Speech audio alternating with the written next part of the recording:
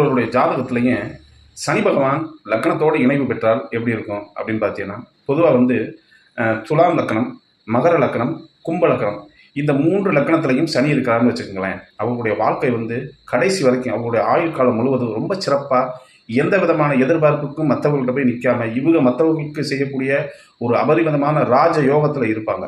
அதாவது துலாம், மகரம், கும்பம் இந்த லக்கணத்தில் சனி அந்த லக்கணத்திலேயே இருக்கணும். ஸோ இந்த 3 லக்கணத்தை விட மற்ற 9 லக்கணத்திலையும் சனி பகவான் இருந்தார்னா நிச்சயமான முறையில் அவங்களுடைய வாழ்க்கையுடைய முன்னேற்றம் என்பது ஏதாவது ஒரு விதத்தில் தடைபட்டுக்கிட்டே இருக்கும்.